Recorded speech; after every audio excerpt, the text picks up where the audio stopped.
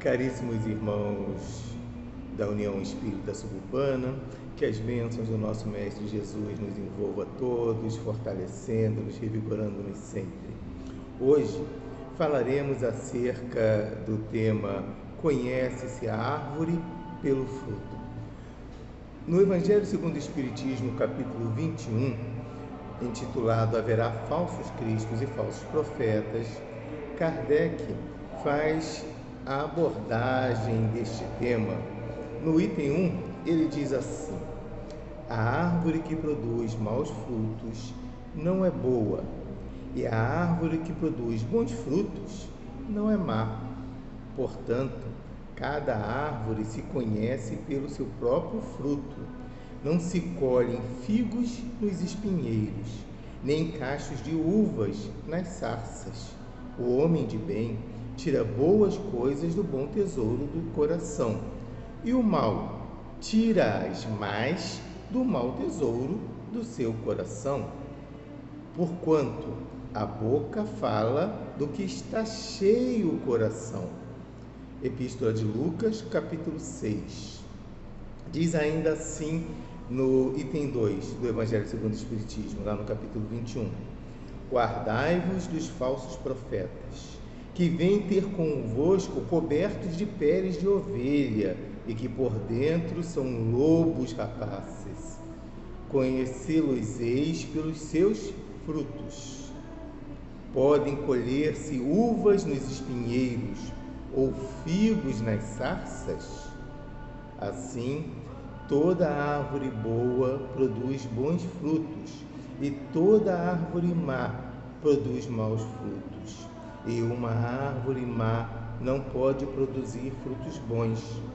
Toda árvore que produz bons frutos será cortada e lançada ao fogo. Conhecê-la-eis, pois, pelos seus frutos. Essa epístola é de Mateus, no capítulo 7, versículo 15 a 20. Ainda, lá no Evangelho, no item 3, Kardec, somando ainda a essa questão do conhece-se a árvore pelo fruto, ele coloca: tende cuidado para que alguém não vos seduza, porque muitos virão em meu nome dizendo: eu sou o Cristo, e seduzirão a muitos. Levantar-se-ão muitos falsos profetas, que seduzirão a muitas pessoas, e porque abundará a iniquidade, a caridade de muitos esfriará. Mas aquele que perseverar até o fim se salvará. Então, se alguém vos disser: o Cristo está aqui ou está ali, não acrediteis absolutamente, porque falsos cristos e falsos profetas se levantarão, que farão grandes prodígios e coisas de espantar, a ponto de seduzirem, se fosse possível, os próprios escolhidos. Esta passagem encontra-se nas epístolas de Mateus e de Marcos. Muito bem. Conhecereis a árvore pelos frutos. Logicamente que quando abordamos este assunto, todos começamos a refletir, sobre como vamos analisar aqueles que caminham conosco na seara espírita, ou as pessoas que caminham conosco no nosso dia a dia, ou mesmo aqueles espíritos que se comunicam conosco. Será que são bons espíritos ou maus espíritos? Boas pessoas ou más pessoas? Começamos a tentar olhar para o outro além das aparências. Mas temos que refletir que toda a mensagem do Cristo é para nós, indivíduos. Não é simplesmente para olharmos para o outro e tentarmos analisá-lo e julgá-lo. É para primeiramente aplicarmos o seu conteúdo, a sua mensagem a nós mesmos. Como aplicaríamos esse conhecereis a árvore pelos frutos? Então vamos nos lembrar, lá no Livro dos Espíritos, quando Santo Agostinho fala sobre a melhor forma de nos aprimorarmos, né? Na segunda pergunta feita por Kardec na questão 917. E ele responde a Kardec: conhece-te a ti mesmo. Vamos fazer dessa forma bem sintética. Conhece-te a ti mesmo. E depois ele vai adicionando esse conteúdo. Faça como eu fazia ao final do dia. Procure fazer uma reflexão de como foi o seu dia, de tudo aquilo que você vivenciou, de tudo aquilo que você fez. Verifique o que você fez de bom e o que você fez de ruim. A partir daí, tome novas resoluções para corrigir os erros. E se mantenha firme em seus acertos. Ora, se juntarmos isto à questão do conhecer o fruto pela árvore, vamos entender que o Cristo está chamando a nossa atenção, primeiramente, para o autoconhecimento. O que temos nós feitos do conhecimento espírita que recebemos? O que temos feito de todo o conhecimento espiritual que há mais de um século tem sido vertido pelos Espíritos para todos nós, em nosso benefício? Como temos levado a nossa vida? O quanto, de fato, uma vez que despertamos para a doutrina dos Espíritos, como o cristianismo redivivo, temos nos transformado em pessoas melhores.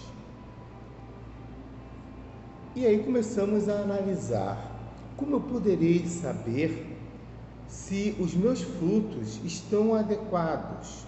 Isto é, se eu estou realizando boas obras, se eu estou sendo uma boa pessoa. Preciso refletir então nas minhas atitudes. Não basta apenas o quanto de conhecimento espírita nós temos. Existe um grande erro em todos nós quando achamos, porque já estudamos toda a codificação, toda a obra de André Luiz, N livros de Chico, N livros de Divaldo, que nós então já somos criaturas melhores. Ledo engano, hein? Na verdade, esse conhecimento vem para o nosso aprimoramento pessoal, para ajudar-nos a entender melhor a nós mesmos. E a partir daí, tomarmos atitudes novas, tomarmos atitudes melhores, que demonstrem de fato que somos homens, pessoas renovadas. Renovadas de que maneira? Renovadas no Cristo, isto é, vivenciando a mensagem do Cristo. E muitos de nós ficamos atemorizados quando se fala viver a mensagem do Cristo, mas como eu vou fazer isso? E Jesus já nos diz claramente qual é a sua principal mensagem, quando ele diz: amai a Deus sobre todas as coisas e ame ao seu próximo como a ti mesmo. Então a principal mensagem do Cristo é o amor. E o amor significa cuidar, amparar, auxiliar, orientar, ter respeito para com. Amar, cuidar, auxiliar, ter respeito para com o Criador, ter respeito, amor, cuidado para com o próximo, ter respeito, amor, cuidado, atenção para conosco. Faz-se essencial que apliquemos a mensagem do Cristo em nossas vidas, transformando-nos, aprimorando-nos, cuidando das nossas próprias mazelas também. Veja, nós nunca vamos dar conta, quando desencarnarmos, simplesmente do que nós olhamos ou observamos no nosso semelhante. Mas vamos dar conta do que nós fizemos no nosso templo íntimo, no reino divino que somos nós mesmos. A terra a ser cultivada é a terra da alma. Por isso, Jesus chama muito a nossa atenção quando ele fala: cuidado, porque você fica observando o arqueiro, o argueiro, né? O ciscozinho no olhar do teu irmão e esquece da trave no teu olho. Ora, toda a mensagem do Cristo é uma mensagem de autorredenção, de autoplanificação. Então eu vou precisar, primeiramente, me conhecer, como já comentamos antes. Vamos nos observando, vamos observar qual é o nosso comportamento diário, onde nós aplicamos melhor a vontade divina, isto é, onde a virtude estua através de nós, onde não temos dificuldades de agir, de viver corretamente segundo a lei divina. E voltarmos também ao nosso olhar para onde estamos falhando. Em que parte das nossas vidas nós ainda agimos de forma contrária à lei do amor ensinada pelo Cristo? Quando assim refletimos, quando assim observamos, começamos a dar aquele primeiro passo para a própria corrigenda. Porque se eu observo que o meu agir está embaçado pelo excesso de crítica, o excesso de julgamento em relação ao meu semelhante, o que eu tenho que fazer? Eu tenho que pegar e trabalhar esse meu comportamento, minimizar esse meu excesso, de tal forma que eu passe a olhar o outro com tolerância, com respeito, com paciência. E ao mesmo tempo eu vou aplicando isso em mim mesmo, corrigindo essa deficiência que eu apresente.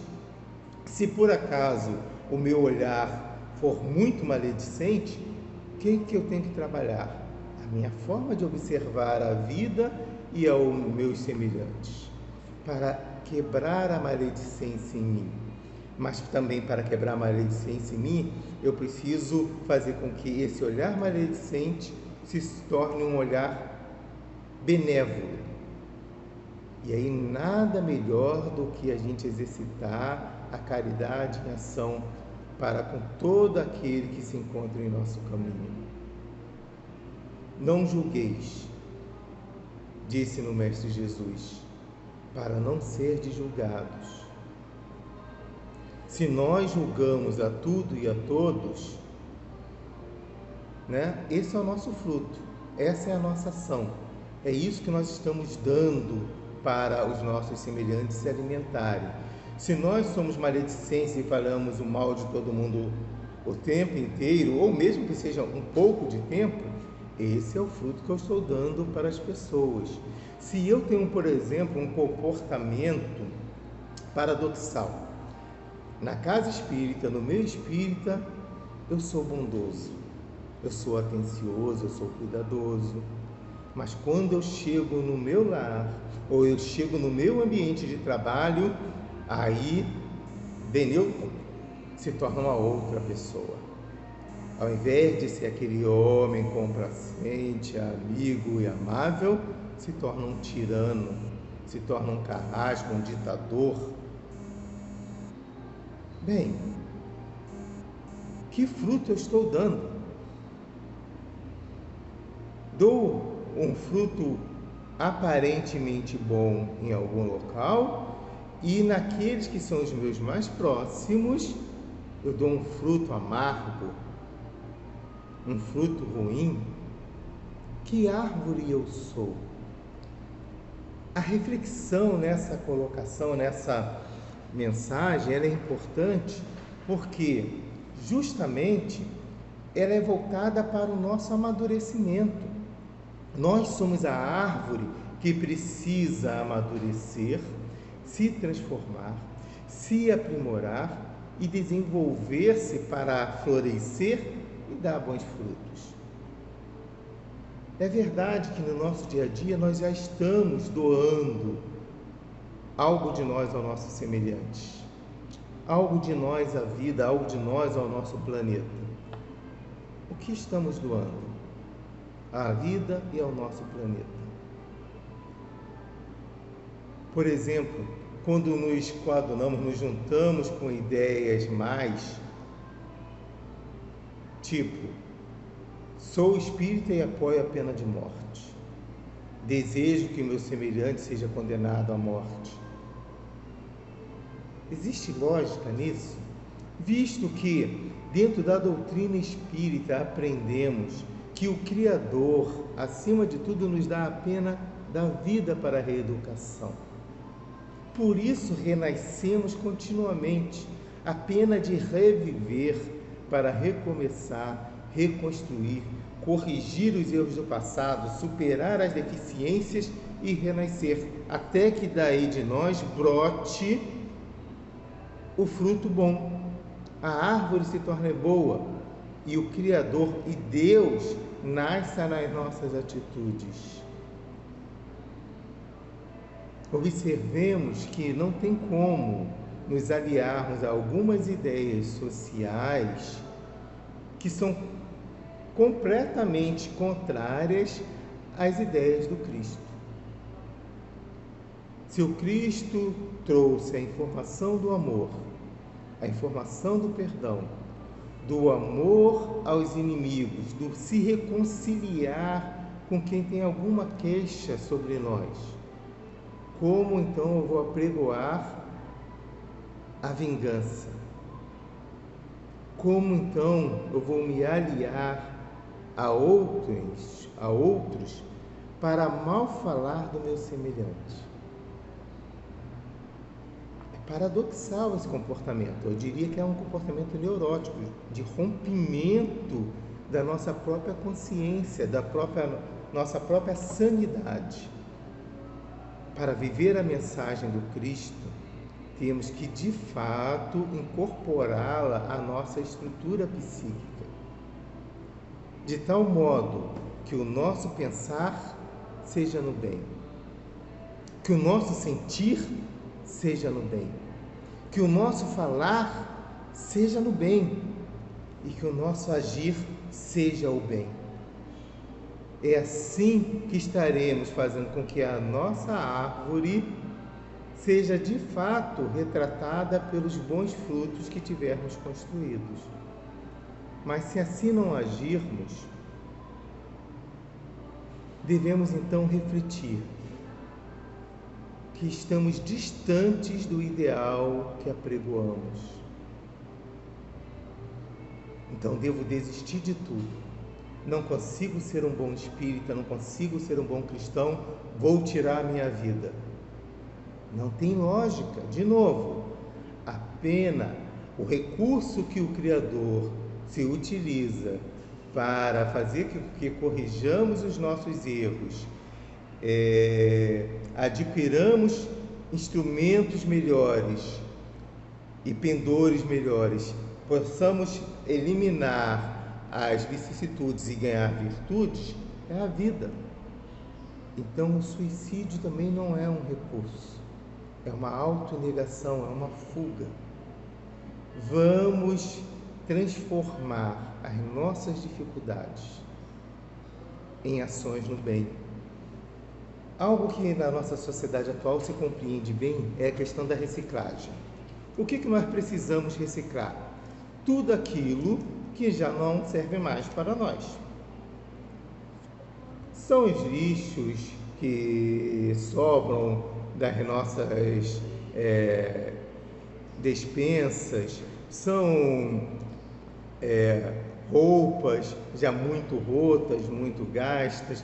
Tudo isso nós poderemos reciclar. Reciclar significa dar um novo uso, dar uma nova utilidade, isto é, propiciar àqueles elementos que seriam descartados um novo ciclo de vida. Ora, nós não podemos nos descartar, não devemos nos descartar, porque nós somos sementes divinas. Dizia Jesus: vós sois deuses. Como vamos descartar Deus em nós? Mas se eu ainda não consigo viver esse Deus, o que eu devo fazer? Recicle-se. Já falamos que, como espíritas, estamos acostumados a adquirir conhecimento. Agora, precisamos sair da linha do absorver, do captar, do receber para o agir. Agir em benefício do nosso semelhante, beneficiando a nós mesmos.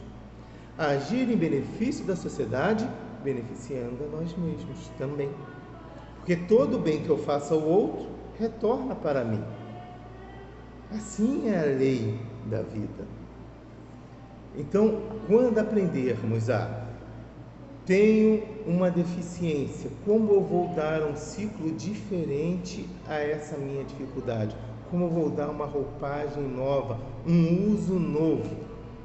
Às vezes, um olho mau, né? A gente se habitua a enxergar os erros dos outros, porque assim fomos treinados para detectar falhas. Vamos mudar a nossa forma de enxergar. Não é que a gente vai deixar de enxergar as deficiências e erros que estão à nossa volta, tá certo? Senão não haveria aprimoramento social. Mas vamos também trazer um olhar positivo. O que aquele elemento tem de bom? O que aquele companheiro que caminha comigo na estrada e com o qual muitas vezes eu divirjo, ele tem de virtudes com as quais eu devo me unir e buscar com ele uma relação virtuosa. Então, ao invés de eu buscar o conflito, eu busco a reconciliação, entendendo que aquela dificuldade que o outro tem, ele ainda vai continuar com ela. Mas se eu conseguir auxiliá-lo, fazendo com que ele enxergue as suas virtudes e enaltecendo as suas virtudes, ele começa a se fortalecer. E aí também ele vai fazer um movimento de coragem, de autotransformação. Mas eu tenho que ter coragem para silenciar o mal e exaltar o bem. Isso é um exercício que devemos fazer. Logicamente, muitas vezes, em nossas ações diárias, vamos acabar incorrendo em erros comportamentais. E é aquilo que eu falei, né? Enquanto espíritas que conhecemos, que nascemos para o progresso, para o desenvolvimento e dentro da situação de renascidos, de reencarnados, também iremos aproveitar essa experiência para corrigirmos as nossas falhas. Devemos entender que, a partir desse conhecimento, o processo de enxergar as dificuldades também vai estar presente. Mas vamos dar a isso uma visão positiva, ao invés de condenarmos. Lembram da mulher adúltera que ia sendo apedrejada? A multidão a cercava, e a multidão, nesse caso, eram de homens. Infelizmente, nós homens condenamos muito todo mundo. Até hoje, a mulher tem se tornado vítima das nossas más atitudes, das nossas más ações, e devemos mudar esse comportamento ontem. É importantíssimo valorizarmos as nossas companheiras de caminho. É importantíssimo fazermos com que os nossos filhos respeitem-se enquanto mulheres e respeitem as mulheres enquanto homens, porque esta é a coisa correta a ser feita. Jamais permitirmos o desrespeito.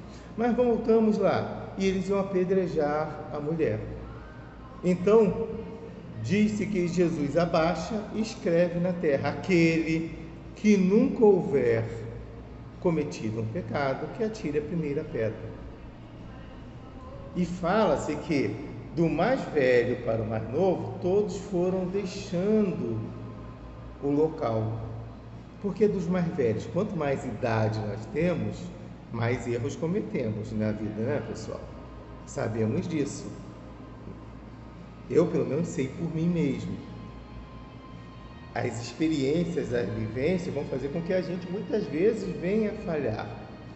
E a gente vai ter que aceitar essas falhas, observá-las, analisá-las quando conscientes das mesmas e corrigi-las.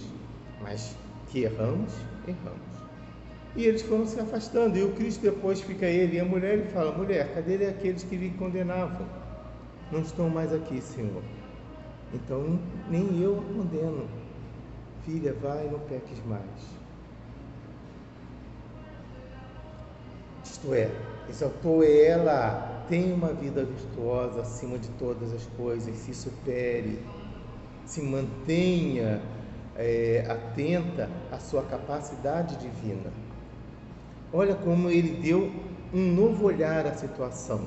Ao invés de condenar, ao invés de expurgar do seu relacionamento, ele a atrai para si através do perdão, através do amor e do pequeno conselho para que ela tomasse novas atitudes na vida, porque ele não estava condenando. Naquele momento ele era apoio para ela. Assim devemos ser em nossas vidas, apoio uns para com os outros.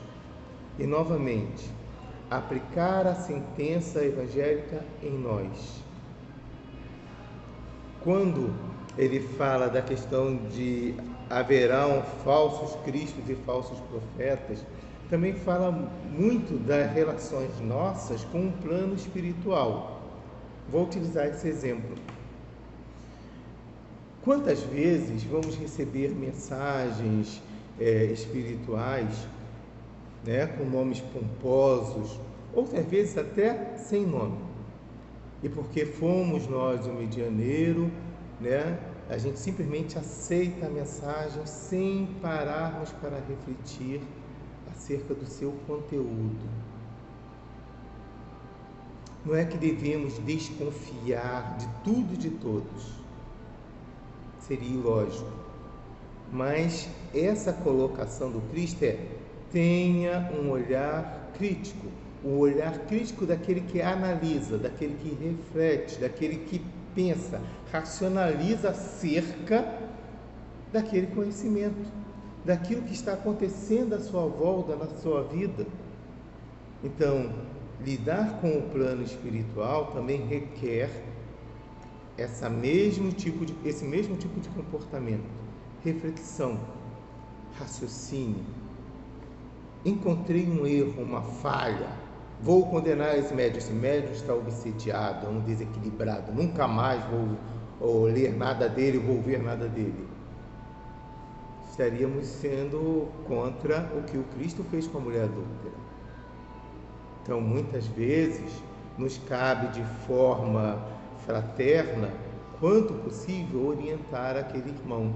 Se ele está próximo de nós, se ele está distante de nós e desejarmos assim compartilharmos com ele as nossas dúvidas em relação ao entendimento da sua mensagem, não nos custaria escrever uma carta respeitosa, cuidadosa, elencando ali o que observamos e pedindo que ele nos coloque qual é a visão dele acerca daquilo que analisamos.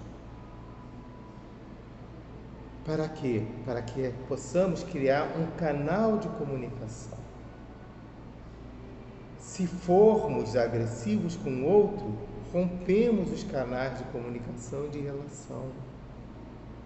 E o Cristo quer que criemos laços, que criemos amores e não inimigos. Conhece-se a árvore pelo fruto. Que fruto eu estou dando? Qual o gosto das minhas ações, das minhas atitudes? Qual o sabor das minhas palavras? Qual o odor das minhas emoções? Como eu estou vivendo a mensagem do Cristo? Gostaria de deixar para todos esta reflexão, consciente de que, primeiramente, eu devo aplicá-la a mim mesmo, para que assim eu me aprimore e cresça, porque essa é a vontade do nosso Mestre Jesus, que nos tornemos deuses, pessoas melhores. E eu só posso me tornar uma pessoa melhor se eu olhar para o meu campo íntimo e revolver a terra, tirar os espinhos, arar, adubar e aí sim semear, cuidar da árvore e quando os frutos surgirem, verificar se de fato são bons frutos, que sejam frutos de humildade, que sejam frutos de serviço, que sejam frutos de amor. Que nosso Mestre Jesus abençoe-nos a todos. E eu agradeço aos irmãos desta casa a bênção de estar com todos nesta noite. Muita paz.